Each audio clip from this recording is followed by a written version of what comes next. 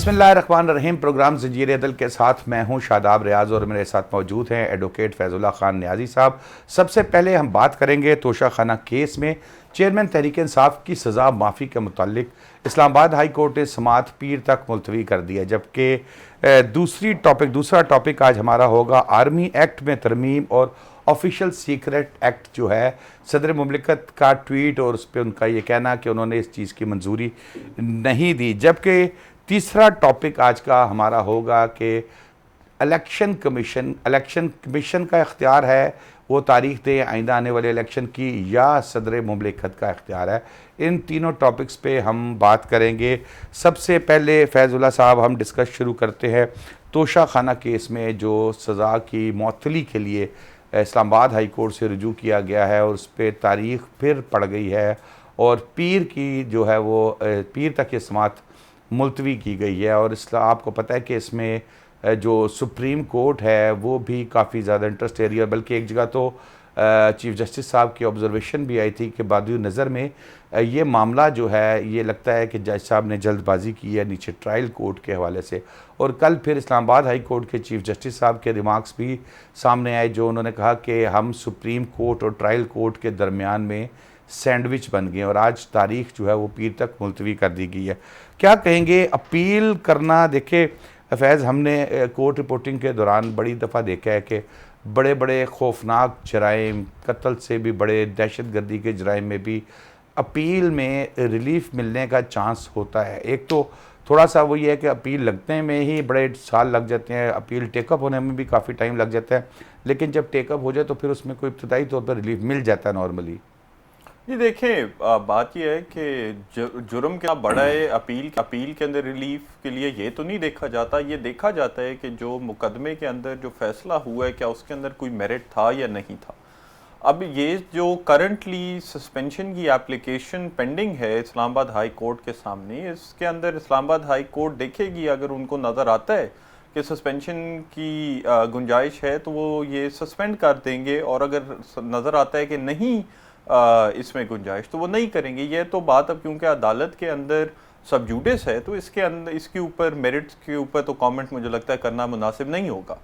लेकिन जो एक चीज़ इसके अंदर बड़ी इंटरेस्टिंग थी, जो आपने भी अभी मेंशन की, जो honourable supreme court of Pakistan नहीं, हम तो कोई चीज़ देखे ना फैजुल्ला, हम तो अपना कोई राय नहीं दे रहे, हम तो वो चीफ साहब जो हैं, चीफ जस्टिस ऑफ पाकिस्तान, उनकी बात कोट कर रहे हैं ना कि बादियो नज़र में मैं उसी पे आ रहा था कि बात ये है कि मुझे मेरे नज़दीक जो honourable supreme court of Pakistan के बेंच ने इस तरह के रिमार्क्स केस के मेरिट्स के ऊपर दिए हैं, जबकि ये अपील एक हाई कोर्ट के अंदर पेंडिंग थी, ये सस्पेंशन एक हाई कोर्ट में पेंडिंग है और वो अभी सब जुडिस था, और उसके ऊपर सुप्रीम कोर्ट ऑफ पाकिस्तान को चाहिए था कि अपने सामने जो एप्लीकेशंस थी वो सीधा डिस्पोज ऑफ करके कहते कि जी आप हाई कोर्ट के पास ही जाएं, और जब हाई कोर्ट से फैसला आ जाएगा तो आप फ्रेश फाइल कर देना सुप्रीम कोर्ट के अंदर।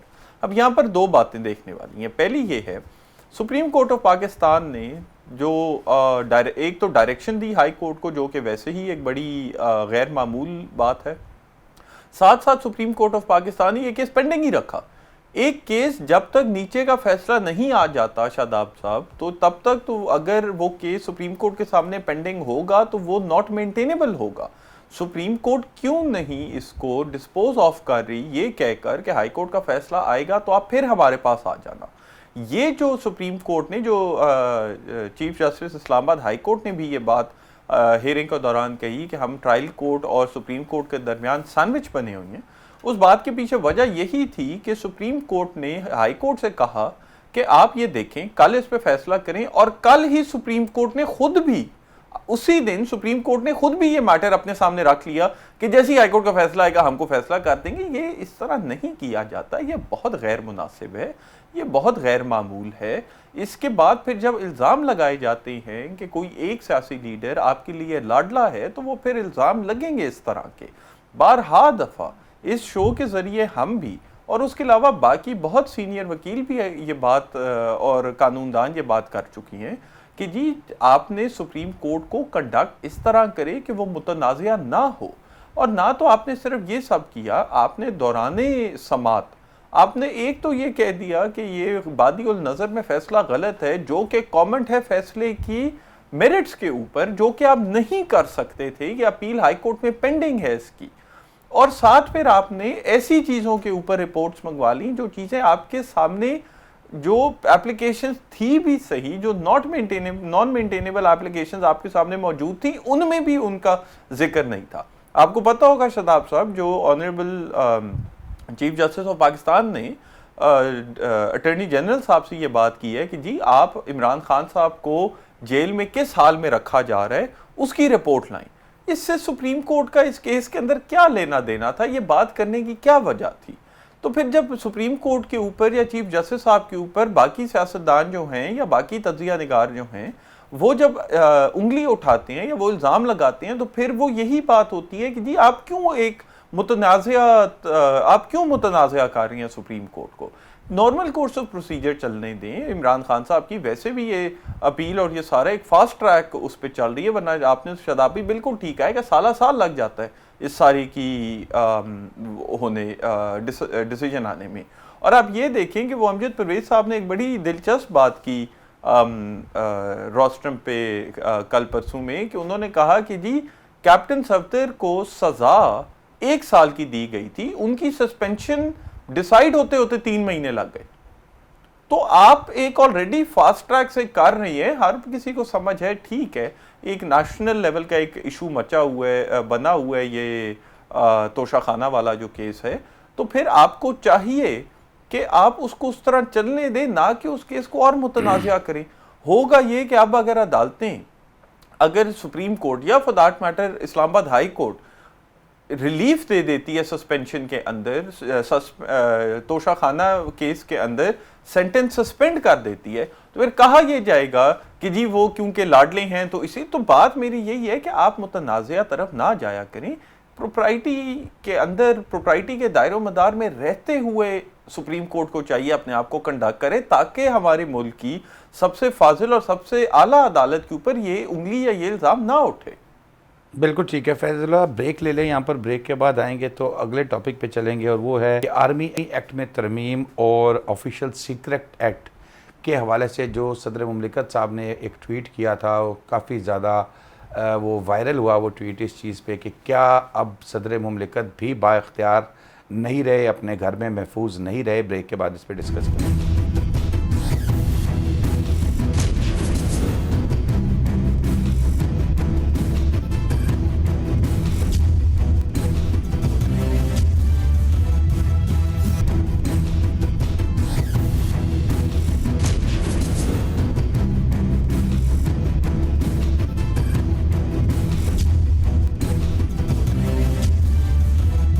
वेलकम बैक नाजरीन।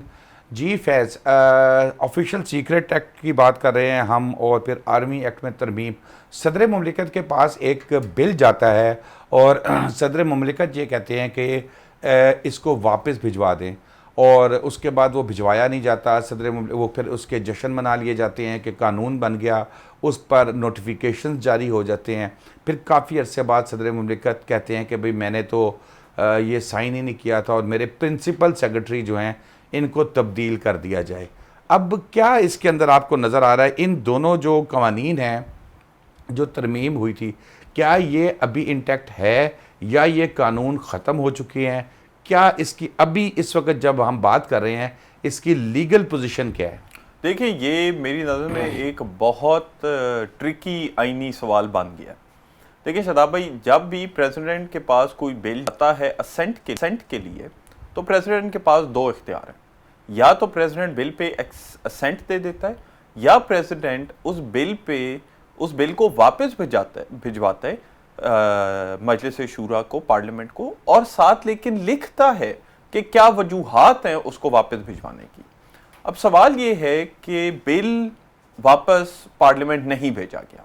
अब यहाँ पर 2 आर्ग्यूमेंट्स हैं। एक साइड कहती है कि जनाब क्योंकि प्रेसिडेंट ने खुद असेंट नहीं किया, सिग्नेचर नहीं किया, तो आप डीम्ड असेंट नहीं कह सकते। आप ये नहीं कह सकते, सादा अल्फाज में आप ये नहीं कह सकते कि क्योंकि वापस नहीं भेजा इसीलिए इसको असेंट दे दी गई है, डीम्ड असेंट। दूसरी साइड की आर्ग्यूमेंट ये है कि क्योंकि प्रेसिडेंट ने असेंट नहीं किया, तो इसका मतलब है कि प्रेसिडेंट ने इसको रिजेक्ट कर दिया है और वापस भेज दिया गया, डीम्ड रिजेक्शन। मेरी नजर में इन दोनों ये दोनों आर्ग्यूमेंट जो हैं ये गलत हैं, क्योंकि दोनों के लिए प्रेसिडेंट का कोई पॉजिटिव एक्शन चाहिए था। अगर तो असेंट थी तो प्रेसिडेंट का सिग्नेचर चाहिए था, अगर तो रिजेक्शन थी तो प्रेसिडेंट का फिर पूरा नोट चाहिए था जिसके तहत प्रेसिडेंट वो वापस भेज रहा है। क्योंकि वो दोनों पॉजिटिव एक्शंस मौजूद नहीं है तो आप इस केस में असेंट या रिजेक्शन डीम नहीं कर सकते। मेरा ये ख्याल है कि इसमें होगा ये या होना चाहिए ये कि ये मामला फिर से जाएगा सुप्रीम कोर्ट ऑफ पाकिस्तान के पास। Supreme court of Pakistan direct कर देगी प्रेसिडेंट को कि आप एक फैसला कर दें, आप असेंट कर रही हैं या आप रिजेक्ट कर रही हैं या रिटर्न कर रही हैं पार्लियामेंट को। अगर प्रेसिडेंट असेंट कर देते हैं तो वो कानून बन जाएगा। अगर प्रेसिडेंट असेंट नहीं करते और रिटर्न कर देती हैं तो फिर क्योंकि पार्लियामेंट की जॉइंट सिटिंग नहीं हो सकती, जो कि जरूरी होती है एक रिटर्न बिल को वापस कानून बनाने के लिए, तो फिर जब तक नई हुकूमत नहीं आती इसका इंतजार करना पड़ेगा कि जब तक। इसमें कोताही किसकी होगी? देखिए अब कोताही तो जो इस सारे कहानी के अंदर जो जो कुछ हमें नजर आया है और जो जो बातें सामने आई हैं कि जो प्रिंसिपल सेक्रेटरी हैं वो कहते हैं कि मेरे पास दस्तावेजात हैं जिनसे मैं दिखा सकता हूं कि इसमें गलती जो है वो मेरी नहीं है। तो अगर उनकी गलती नहीं है तो फिर तो हमें पता है कि वो गलती किस पे डाल रही हैं। प्रेसिडेंट साहब कहते हैं कि मेरी गलती नहीं है, मेरे प्रिंसिपल सेक्रेटरी की गलती है। तो इसमें एक हद तक तहकीकात जो है वो ज़रूरी है, क्योंकि ये एक बहुत गैर मामूली बात है जो इस मुल्क में हुई है। कानून बना, पार्लियामेंट से पास हुआ, उस कानून को इस तरह मजाक बना देना कि जी मैंने असेंट दी, मैंने असेंट नहीं दी, उन्होंने वापस किया, उन्होंने वापस नहीं किया, ये तो बिल्कुल ही एक मजाकिया खेज बात है। और मुझे लगता है कि इसमें तहकीकात होनी चाहिए। एक और बात शादाबी, इसमें एक एडिशनल चीज़ जो मुझे लगता है कि उसको सुप्रीम कोर्ट ऑफ पाकिस्तान को देखनी पड़ेगी, वो ये है कि अगर तो इस सारे केस के अंदर सुप्रीम कोर्ट के सामने शायद ये भी आर्ग्यूमेंट आ जाए कि जनाब अब जबकि पार्लियामेंट मौजूद नहीं है, प्रेसिडेंट का रिजेक्ट कर देना जमहूरी अमल में जो है वो एक हिंड्रेंस पैदा करने के मुतरादिफ है, तो इसीलिए इसको डीम्ड एक्सेप्टेंस किया जाए।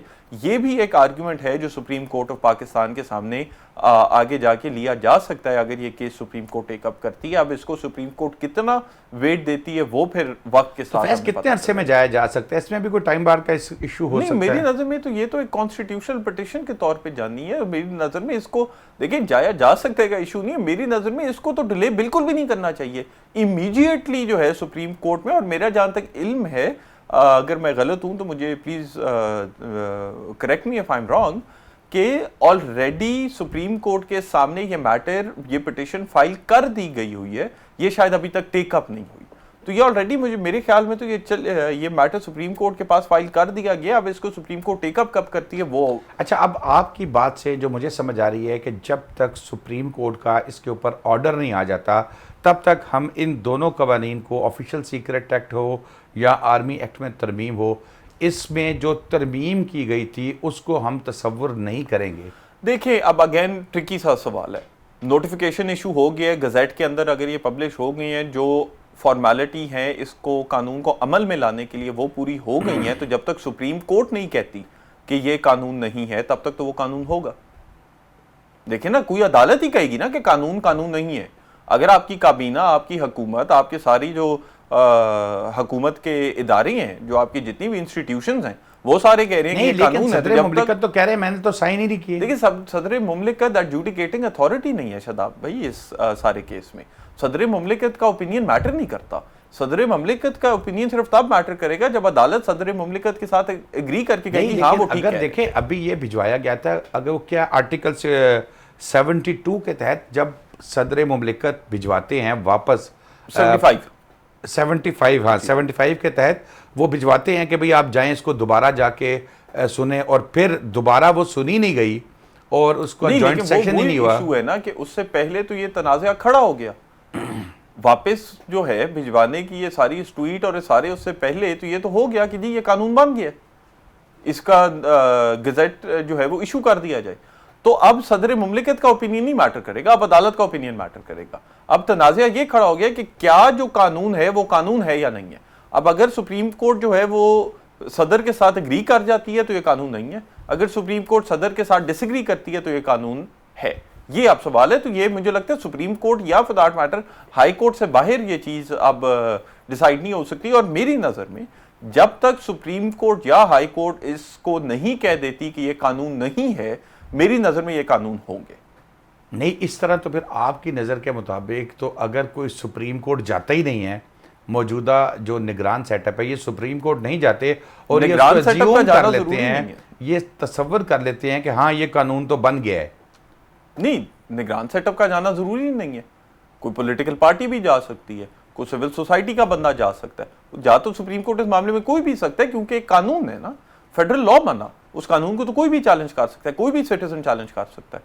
अब बात यह है कि वही बात है कि अगर तो सुप्रीम कोर्ट अभी नहीं कोई जाता और सुप्रीम कोर्ट आज से 3 साल बाद जाया जाता है और इन कानून के तहत कोई भी अगर अमल किया गया हो, वो 3 साल बाद इस बात पे चैलेंज कर दिया जाता है कि ये तो कभी कानून ही नहीं थे, और सुप्रीम कोर्ट 3 साल बाद कह देती है कि ये कभी कानून नहीं थे, तो ये फिर भी कभी कानून नहीं थे।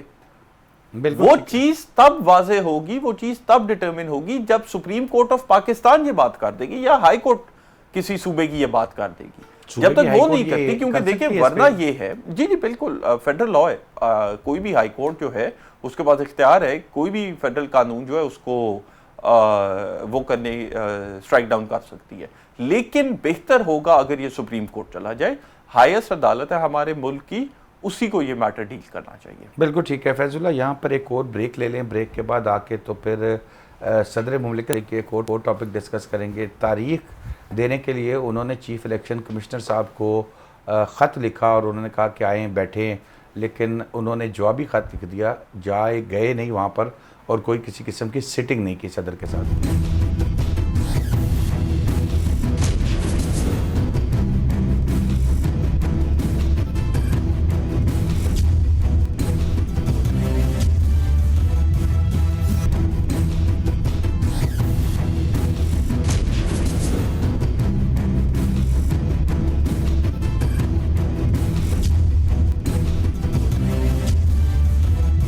वेलकम बैक नाजरीन।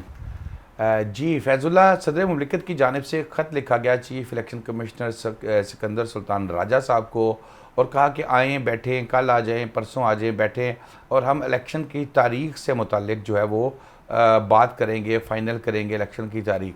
तो उन्होंने आगे से जवाबी ख़त लिख दिया, उन्होंने कहा कि भाई अगर असम्बली आपने तोड़ी होती 58(2)B के तहत तो आपका राइट था कि आप तारीख दें, लेकिन क्योंकि असम्बली जो है वो 58(2)B के तहत नहीं टूटी, इसलिए जो है वो 48 आर्टिकल 48 के तहत जो है ये असम्बली को डिज़ोल्व किया, 48 ही है ना फैजुल्लाह, तो डिज़ोल्व किया गया, तो इसलिए ये इख्तियार इलेक्शन कमीशन का है।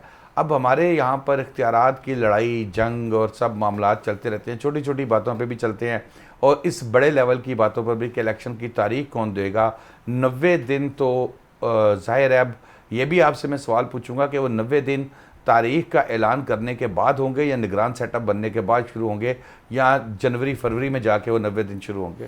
देखिए, सबसे पहली बात मैं सिर्फ एक शदाबी अगर आपकी इजाजत तो एक करेक्शन कर दूं, 58(2)B नहीं, 58(2)B आईनी तरमीम का खत्म हो गया था, 58(2) नहीं, अगर होता यानी कि जिसमें सदर डिसॉल्व करते हैं। असल इशू ये है कि इलेक्शन कमीशन का मौकफ ये आ रहा है कि जी क्यों जब आपको क्योंकि पिछले दिनों ये वोट ऑफ नो कॉन्फिडेंस वाले साल एक पहले बहुत ज़्यादा चीज़ चली थी, तो ये सारों को पता होगा कि वो अगर जब वोट ऑफ नो कॉन्फिडेंस से प्राइम मिनिस्टर साहब निकाले जाते हैं और कोई नया प्राइम मिनिस्टर ना बन सके तो तब प्रेसिडेंट असेंबली डिसॉल्व कर सकता है कि जी कोई और वज़ीर आज़म इलेक्ट ही नहीं हो सक रहा तो मुल्क इलेक्शन करे और फिर इलेक्शन के बाद नया वज़ीर आज़म आए तब। लेकिन जो इलेक्शन कमीशन का ये मौकफ है कि जी क्योंकि आपने 58(2) के तहत नहीं किया, आपने ऑन एडवाइस इसको किया है डिसॉल्व, तो इसीलिए आप नहीं दे सकते डेट। ये बड़ी एक मैं कहूँगा इंटरेस्टिंग इंटरप्रिटेशन की है आइन की इलेक्शन कमीशन ऑफ पाकिस्तान ने, और इसके पीछे कोई जवाब जो है वो नहीं नज़र आता। ये ऑलरेडी चीज़ एक दफ़ा बड़ी डिटेल में सुप्रीम कोर्ट पंजाब और KPK के इलेक्शन वाले केस में ये सारा कुछ बड़े डिटेल में हमने देखा और ये चीज़ ऑलरेडी सुप्रीम कोर्ट सूबों की हद तक तो कह चुकी है। आगे भी आप देखेंगे सुप्रीम कोर्ट का यही मौक़िफ़ होगा, क्योंकि ये जो distinction election commission of Pakistan draw कर रही है, ये डिस्टिंक्शन आइन में एग्जिस्ट नहीं करती। सब होता ये है कि अगर असेंबली की टर्म पूरी हो, जिस दिन असेंबली ने 5 साल मुकम्मल करने होते हैं, अगर वो 5 साल का मुद्दत पूरी हो जाए तो फिर इलेक्शन जो है उनकी डेट डलती है 60 डेज की। वजह, उसकी वजह ये कि पहले से इलेक्शन कमीशन की तैयारी होती है। अगर इलेक्शन की असेंबली की टर्म की डेट से पहले डिसॉल्व कर दी जाए तो फिर सदर 90 डेज के अंदर का कोई टाइम पीरियड देता है, थोड़ा सा वो टाइम एक्सटेंड हो जाता है बेसिकली नॉर्मल उससे, ताकि इलेक्शन कमीशन अगर कोई तैयारी करनी है वो तैयारी जो है इलेक्शन कमीशन कंप्लीट कर ले। डेट का इख्तियार सदर का ही है, सदर साहब का ही है, और सदर साहब का ही रहता है। ये वाली डिस्टिंक्शंस ड्रॉ करना कि जी अगर तो आपने वजीर आजम को वोट ऑफ नो कॉन्फिडेंस होने के बाद सोचा हो कि कोई और वजीर आजम ना हो तो इसीलिए मैं डेट दे दूं, ये नहीं होता, ऐसे नहीं होता। ये इख्तियार सदर का ही है, और इस पे सुप्रीम कोर्ट ने अपना मौक़िफ़ बहुत वाज़ेह कर दिया था दौराने समात भी, और फिर बाद में भी सुप्रीम कोर्ट ने बहुत वाज़ेह कर दिया था ये इख्तियार सदर साहब का ही है। नहीं, तो अब जब सदर साहब का इख्तियार है और इलेक्शन कमीशन साहब कह रहे हैं कि भाई नहीं, हमने तो तुमसे मिलना ही नहीं है, तो अब फिर डेट कौन देगा? क्या सदर मुमलिकत ये कर सकते हैं कि अचानक अब फिर वही होगा जारी हो जो अब और कहा जाए कि 12 नवंबर 2023 का इलेक्शन का दिन है? अब फिर वही होगा जो पहले भी होता रहा है। बात फिर सुप्रीम कोर्ट में जाएगी, फिर एक तनाज़ा खड़ा होगा, फिर बहस मुबाहिसा होगा, फिर वकील जो है वो एक्टिव होंगे, फिर सुप्रीम कोर्ट के अंदर कार्रवाइयाँ होंगी, और फिर हमें इसकी डेट जो है एंड में सदर ने ही अनाउंस करनी होगी। तो ये बात करना कि जी सिर्फ क्योंकि 58(2) के तहत आप डिज़ोल्व करें तो आप तब कर सकती हैं, इस चीज़ का कोई जवाज़ मुझे आइन और कानून के अंदर नज़र नहीं आता। जब सदर मुमलिकत ने ही, मैं यही पूछ रहा हूँ फैज़ कि अगर सदर मुमलिकत ने ही डेट अनाउंस करनी है तो फिर सदर मुमलिकत, क्योंकि सदर मुमलिकत ने कंसल्टेशन करनी होती है ना इलेक्शन कमीशन के साथ। अच्छा, अब अगर सदर मुमलिकत नोटिफिकेशन जारी कर दें और कहें कि जी ये डेट है, तो उसके बाद इलेक्शन कमीशन उसको चैलेंज कर सकती है सुप्रीम कोर्ट ऑफ पाकिस्तान नहीं, सदर मुमलिकत ने एक दफ़ा तो ख़त लिख दिया कि आ जाएं, वो नहीं गए। सदर मुमलिकत 4 दिन बाद फिर एक ख़त लिखते हैं कि भाई आ जाएं, फिर 2 दिन बाद फिर ख़त लिखते हैं आ जाएं, वो नहीं आते। तो क्या सदर मुमलिकत बेचारे ख़त ही लिखते रहे? नहीं, सदर मुमलिकत डेट अनाउंस कर देंगे, और अच्छा उस पर डेट अनाउंस कर देंगे। अच्छा, फिर जो सदर मुमलिकत डेट अनाउंस करेंगे उस डेट पे इलेक्शन भी होंगे। उसके बाद ये है कि या तो इलेक्शन कमीशन चैलेंज करेगा उसको सुप्रीम कोर्ट ऑफ पाकिस्तान में कि जी इसको ये कलअदम करार दें कि सदर साहब का जो इख्तियार है वो नहीं था, या ये इलेक्शन कमीशन के पास रह जाएगा, या इलेक्शन कमीशन के पास ये ऑप्शन रह जाएगी कि वो मान लें और इलेक्शन करवा दें, या फिर इलेक्शन कमीशन के पास ये रह जाएगा कि वो सदर साहब की बात मानने से इनकार नहीं। अब वो जो आइन की जो एक करवाई है वो जिसके तहत वो यूज़ करके कहते हैं मौजूदा निगरान जो हैं या बात करते हैं जो पुराने साबिक हुक्मरान है कि नई हल्का बंदियाँ होंगी तो इलेक्शन होगा। देखें, वो नई हल्का बंदियों की बात एक दफ़ा काउंसिल ऑफ कॉमन इंटरेस्ट कह दे तो वो होनी ज़रूरी होती हैं, लेकिन फिर ये भी तो देखना है कि आपने नई हल्का बंदियों का जो सारा मामला है वो शुरू कब किया। अगर आप इलेक्शन असेंबली डिज़ोल्व होने से 10-15 दिन पहले ये काम करेंगे, बात इनिशिएट करेंगे, एग्जीक्यूशन में लाएंगे, जो कि आपको पता है कि इसके अंदर टाइम लगेगा, 4 महीने लगेंगे, फिर 4 महीने के बाद फिर 90 डेज बात आगे चली जाएगी तो इलेक्शन डिले होंगे। अब वो अगेन वही बात है कि या तो सुप्रीम कोर्ट ऑफ पाकिस्तान हमें ये बता दे कि आइन ये कहता है और इस हिसाब से आइन ने काउंसिल ऑफ कॉमन इंटरेस्ट की जो हल्का बंदियों वाली बात है उसकी वजह से इलेक्शन आगे जा सकते हैं तो फिर ठीक है, वरना कानून और आइन के अंदर इस चीज़ का जवाब नज़र नहीं आता। सवाल फिर भी इंटरेस्टिंग है, ज़रा डिबेटेबल है, वो ये कि क्या काउंसिल ऑफ कॉमन इंटरेस्ट की ये बात हल्का बंदियाँ शुरू करना, हल्का बंदियों की वजह से क्या इलेक्शन आगे हो सकती हैं, ये अब एक डिबेट है जो आगे बहुत ज़्यादा उठेगी और वो इसके ऊपर देखना होगा कि क्या हल्का बंदियाँ इतनी ज़रूरी है कि आइनी लिमिट से इलेक्शन को आगे ले जाएं, या क्या हल्का बंदियाँ इतनी ज़रूरी नहीं है, वो फिर आगे जाके। जैसे अभी आप बात कर रहे हो कि सदर मुमलिकत के पास टोटल इख्तियार है कि वो इलेक्शन की तारीख दे सकते हैं। अब सदर मुमलिकत की जानिब से 3-4 खतूत के बाद ये कर दिया जाता है, डेट दे दी जाती है। इलेक्शन कमीशन यही मामला जो हल्का बंदियों वाला है, ये उठा के ले आता है कि भाई हमारी तो भी हल्का बंदियां ही कंप्लीट नहीं है। क्योंकि मेरे लिए हैरानगी की बात यह है कि राना सनाउल्लाह साहब, राजा रियाज साहब जो पहले अपोजिशन लीडर भी रह चुके हैं, इस तरह की जो लीडरशिप है ये मुसलसल कह रही है कि जी फरवरी मार्च से पहले तो इलेक्शन मुमकिन नहीं है। नहीं, मेरी इतलात के मुताबिक तो दिसंबर तक भी मुमकिन नहीं है अगली 24 की। नहीं देखें, ये बात आपकी बड़ी वो है कि इलेक्शन कमीशन ने अगर हल्का बंदियों का मामला इस्तेमाल की वजह बनानी है इलेक्शन को आगे करने के लिए, तो फिर सदर साहब के साथ मीटिंग करके बाद सदर साहब को बताई जाए। आप समझ रहे हैं? ये तो नहीं आप कह सकते कि जी सदर साहब के पास इख्तियार नहीं है इसलिए हम जाएंगे ही नहीं, और सदर साहब डेट दे ही नहीं सकते। फिर सदर साहब डेट दे दे तो आपका नहीं इख्तियार वाला इशू नहीं था, हल्का बंदियों वाला इशू था। अगर मौकफ है तो मौकफ एक पे रहे। अगर हल्का बंदियों का इशू है और इख्तियार सदर साहब के पास है तो जाएं सदर साहब के पास। अगर हल्का बंदियों का इशू है और सदर साहब के पास इख्तियार नहीं है तो फिर अगर सदर साहब नोटिफिकेशन कर देते हैं, ले जाएं उसको सुप्रीम कोर्ट में और चैलेंज कर दें। सिंपल। बिल्कुल ठीक है। बहुत शुक्रिया फैजुल्लाह खान नियाज़ी साहब।